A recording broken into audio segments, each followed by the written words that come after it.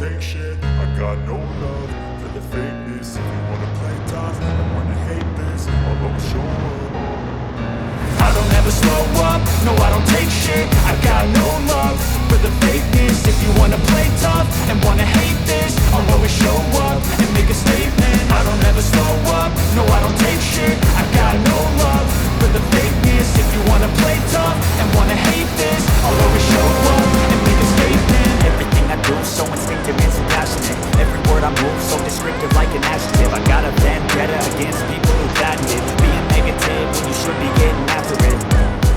I got facts over tracks, this and that, spitting slow.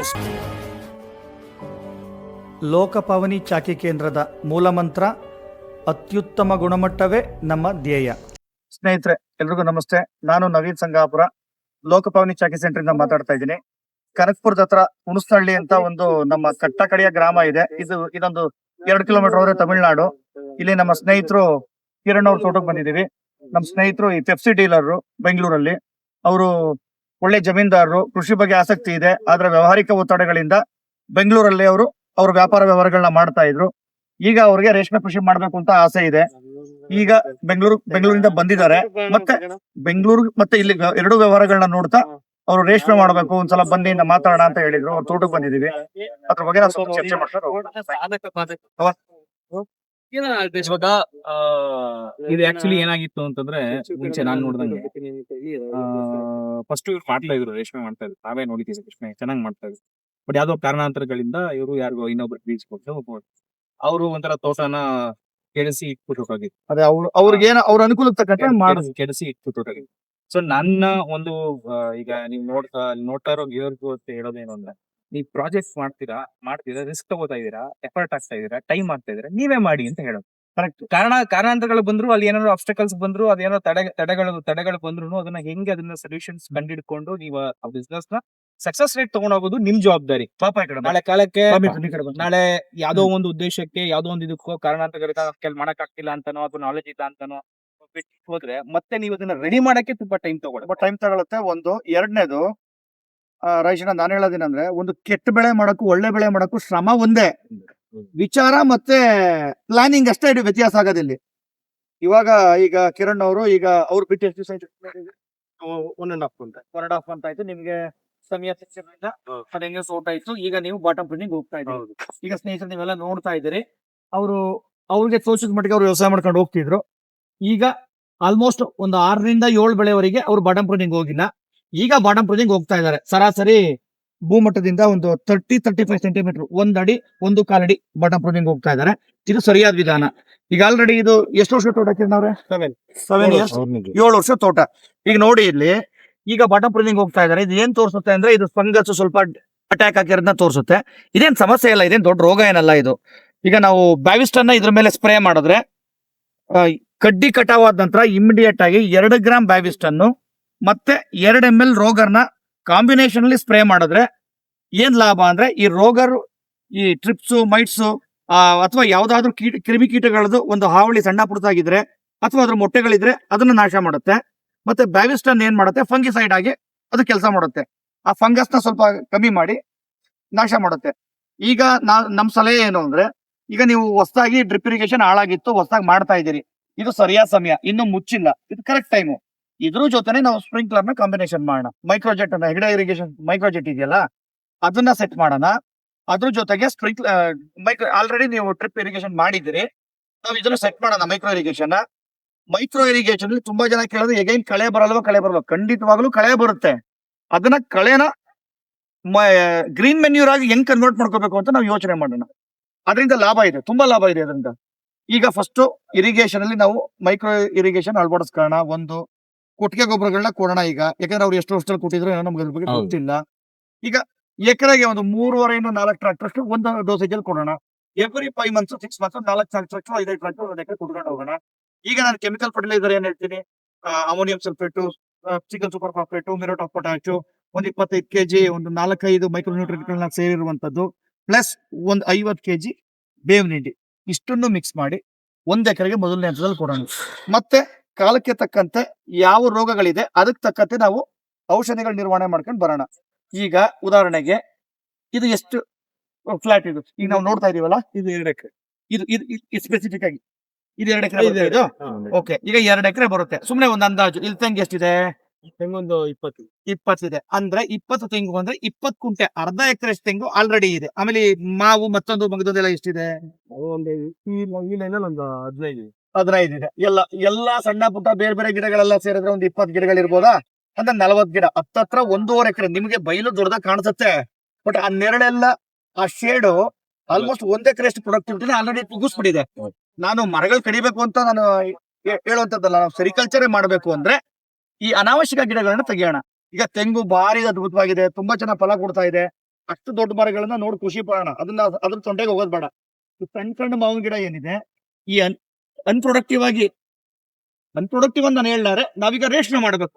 ಆ ಸಲುವಾಗಿ ಆ ಸಣ್ಣ ಗಿಡಗಳನ್ನೆಲ್ಲ ನೀಟಾಗಿ ತೆಗೆದ್ಬಿಟ್ಟು ಕಳೆ ಇಲ್ಲದೆ ನೀಟಾಗಿ ಎಲ್ಲಾನು ವ್ಯವಸಾಯ ಮಾಡಿ, ಉಳುಮೆ ಮಾಡಿ, ರೋಟಿವೇಟರ್ ಹೊಡೆದು ಇದನ್ನೆಲ್ಲ ಪುಡಿ ಮಾಡಿ ಅಲ್ಲೇ ಮಿಕ್ಸ್ ಮಾಡಿ ಒಂದು ಇರಿಗೇಷನ್ ಸಿಸ್ಟಮ್ ಮಾಡೋಣ. ಈಗ ಆ ಇರಿಗೇಷನ್ ಸಿಸ್ಟಮ್ ಜೊತೆಗೆ ಈಗ ನಾನು ಹೇಳಿದ್ನಲ್ಲ ರೋಗರು ಮತ್ತೆ ಸಲ್ಫರ್, ಅದನ್ನ ಶುರು ಮಾಡೋದು. ಈಗ ಶುರು ಮಾಡಿ ಹಂತಕ್ಕೆ ತಕ್ಕಂತೆ ಪೋಷಕಾಂಶಗಳನ್ನ ಕೊಟ್ಕೊಂಡು ಬೇಕಾದ್ರೆ 140 KG, 70 KG, 20 KG plus 25 KG, ಅರ್ಥ ಆಗ್ತಿದೆಯಲ್ವಾ? 140 KG ammonium sulphate, 70 KG single super phosphate, 20 KG muriate of potassium plus 25 KG micro nutrient, 50 KG ಬೇವಿನ ಬೀಜದ ಪುಡಿ.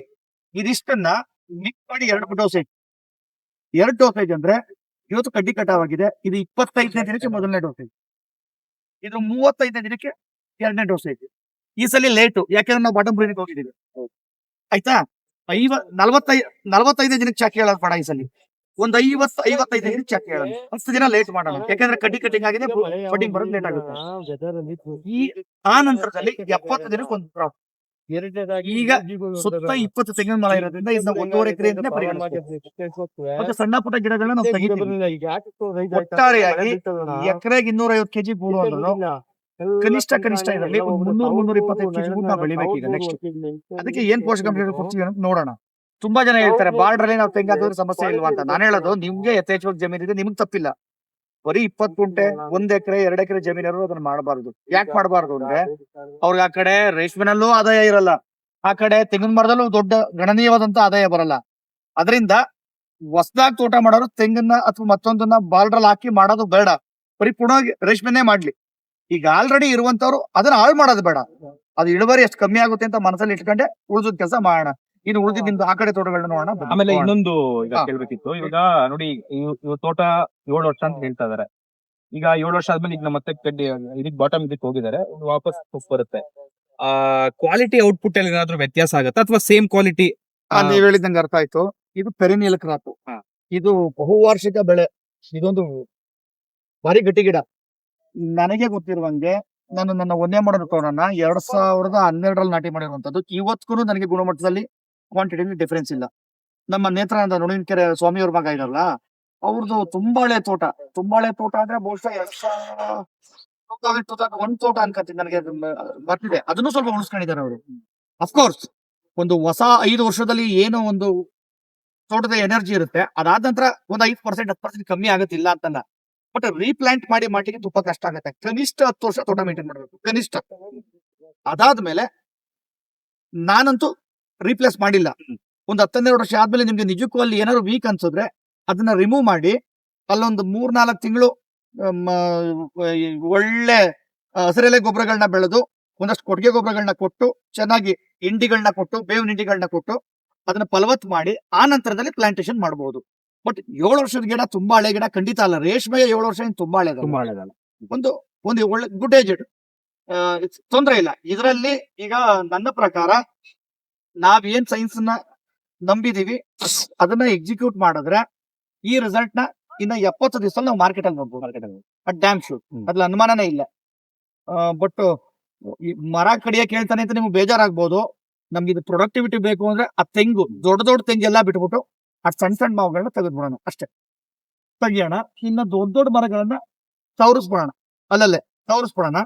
ಅದು ನಮ್ಗೆ ಹೆಲ್ಪ್ ಆಗುತ್ತೆ ಎಕೋಸಿಸ್ಟಮ್ಗೆ. ಅದನ್ನು ಎಲೆಗಳು ಉದುರುತ್ತೆ, ಪಕ್ಷಿಗಳು ಕೂರುತ್ತೆ, ಅದನ್ನ ಒಂದಷ್ಟು ಕೀಟನಾಶಕ ಹೆಲ್ಪ್ ಆಗುತ್ತೆ. ಅದೆಲ್ಲ ಸರಿನೇ. ಆದ್ರೆ ನಮ್ಗೆ ಬಿಸಿಲು ಬೀಳ್ಬೇಕಲ್ಲ ನಮ್ಗೆ, ಯಾಕಂದ್ರೆ ಸೂರ್ಯನ ರಶ್ಮಿ ಎಷ್ಟು ಬೀಳುತ್ತೆ ಅಷ್ಟು ಜಾಸ್ತಿ ಉತ್ಪಾದನೆ. ಫೈನಲ್ ಔಟ್ಪುಟ್ ನಾವು ತಗೊಳ್ಳೇಬೇಕು ಅಂದ್ರೆ ಕೆಲವು ಚೇಂಜಸ್ ಮಾಡ್ಲೇಬೇಕು. ಮಾಡ್ಲೇಬೇಕು. ಎಕರೆಗೆ 400 ಕೆಜಿ ಬೆಳೆಯೋರು ಇದಾರೆ, ನಾನೇ ನೋಡಿದೀನಿ. ಎಲೆ ಮರೆ ಕಾಯ್ತಾರ ಇದಾರೆ, ತುಂಬಾ ಜನ ಗೊತ್ತಿಲ್ಲ ಅವರು. ನಮ್ಮ ತುಮಕೂರು ಹತ್ರ ಎಲ್ಲ ಸಾಕಷ್ಟು ಜನ ಇದಾರೆ, ತುಂಬಾ ಕಡೆ ನೋಡಿದೀನಿ. ನಾನು ಇದ್ರಲ್ಲಿ 2004-5 ಇದ್ರ ಹತ್ರ ನನ್ನ ದೇವನಹಳ್ಳಿಲಿ ನಂದಿ ಕ್ರಾಸ್ ಅಲ್ಲ ಸಾರಿ, ಇದು ದೇವನಹಳ್ಳಿಲಿ ರಾಣಿ ಸರ್ಕಲ್ ಅಂತ ಕರೀತಾರೆ. ಅಲ್ಲಿ ತೇಜ ನರ್ಸರಿ ಅಂತಿದೆ, ಶಿವನಾಪುರ ರಮೇಶ್ ಅಂತ. ನಾನು ನೋಡಿದ ಕೆಲವೇ ಮೇಧಾವಿಗಳಲ್ಲಿ ಅವರು ಒಬ್ರು. ಅಂದ್ರೆ ಈ ವ್ಯವಸಾಯಕ್ಕೆ ಸಂಬಂಧಪಟ್ಟಂತ ಗೊಬ್ಬರಗಳನ್ನ ಕೊಡುವಂತ ಕೆಲವೇ ಮೇಧಾವಿಗಳಲ್ಲಿ ಅವರು ಒಬ್ರು. ಅವರಿಂದ ನಾನು ತುಂಬಾ ಇನ್ಸ್ಪೈರ್ ಆಗಿದ್ದೀನಿ. ಆ ಕಾಲದಲ್ಲೇ ಅವರು 1 ಎಕರೆ ಸೊಪ್ಪಲ್ಲಿ 250 ಕೆಜಿ ಗೂಡ್ನ ಬೆಳೆಯೋಷ್ಟು ಸೊಪ್ಪನ್ನ ಮಾರ್ತಿರ್ತಾರೆ. ಅವ್ರು ಹುಳುಗಳ ಮೇಯಿಸ್ತಿರ್ಲಿಲ್ವಂತೆ, ಬಟ್ ಅವ್ರು ಕಂಪ್ಲೀಟ್ ಆರ್ಗ್ಯಾನಿಕ್ ಇದು. ನಾನು ಅದ್ರ ಬಗ್ಗೆ ಸಾಕಷ್ಟು ಯೋಚನೆ ಮಾಡ್ತಾ ಇದ್ದೀನಿ. ಗೊಬ್ಬರಗಳನ್ನ ಯಾವ ತರ ಕಾನ್ಸಂಟ್ರೇಟ್ ಮಾಡ್ಕೊಡ್ಬೋದು, ಮತ್ತೆ ಲಾಭದಾಯಕವಾಗಿ ಹೆಂಗ್ ಕೊಡ್ಬೋದು, ಈ ಕೆಮಿಕಲ್ ಫರ್ಟಿಲೈಸರ್ ಮತ್ತೆ ಆರ್ಗ್ಯಾನಿಕ್ ಫರ್ಟಿಲೈಸರ್ ನ ಕಾಂಬಿನೇಷನ್ ಹೆಂಗ್ ಕೊಡ್ಬೋದು, ಈ ಕೋಳಿ ಗೊಬ್ಬರನ ಅದನ್ನ ನ್ಯೂಟ್ರಲೈಸ್ ಮಾಡಿ ಅದರಲ್ಲಿರುವಂತಹ ಒಂದು ಯೂರಿಕ್ ಆಸಿಡ್ ನ ನ್ಯೂಟ್ರಲೈಸ್ ಮಾಡಿ ಅಲ್ಲಿರೋ ಪೋಷಕಾಂಶಗಳನ್ನ ಸಮರ್ಥವಾಗಿ ಬಳಸ್ಕೊಳ್ಳೋದು ಹೇಗೆ, ಇದ್ರ ಬಗ್ಗೆ ಎಲ್ಲ ಸಾಕಷ್ಟು ಯೋಚನೆ ಮಾಡಿ ರಿಸರ್ಚ್ ಪೇಪರ್ಸ್ ಇದೆ, ಎಲ್ಲ ಇದೆ. ನಾವು ಹೋಗಿ ವಿಜ್ಞಾನಿಗಳನ್ನ ಸರಿಯಾಗಿ ಒಡನಾಟ ಮಾಡಿ ಮಾಡ್ಬೇಕು. ನಮ್ ರೈತ ಬಾಂಧವರಲ್ಲಿ ಯಾಕೆ ಮಾಡಕ್ ಆಗ್ತಿಲ್ಲ ಅಂದ್ರೆ ಅವ್ರಿಗೆ ಎಗೇನ್ ಕೂಲಿ ಆಳುಗಳ ಸಮಸ್ಯೆ, ಖರ್ಚು ವೆಚ್ಚ ಜಾಸ್ತಿ ಆಗುತ್ತೆ. ಈ ತರದೊಂದು ಇದೆ. ರಿಟರ್ನ್ ಆಫ್ ಇನ್ವೆಸ್ಟ್ಮೆಂಟ್ ಚೆನ್ನಾಗ್ ಆಗುತ್ತೆ ಅನ್ನೋದಾದ್ರೆ ನಾವು ಅದನ್ನ ಯಾಕೆ ಮಾಡಬಾರ್ದು, ಮಾಡ್ಬೇಕು ಅಷ್ಟೇ. ದುಡ್ಡನ್ನ ಸಂಪಾದನೆ ಮಾಡೋದಕ್ಕಿಂತ ದುಡ್ಡನ್ನ ಉಳಿತಾಯ ಮಾಡೋದು ಈಸಿ. ಆದ್ರೆ ಅದು ಬಂಡವಾಳದಲ್ಲ ಉಳಿತಾಯ, ಅನಾವಶ್ಯಕ ಖರ್ಚಲ್ಲಿ ಉಳಿತಾಯ ಮಾಡಬೇಕು. ಬೇರೆ ತೋಟನ ನೋಡೋಣ ನೆಕ್ಸ್ಟ್.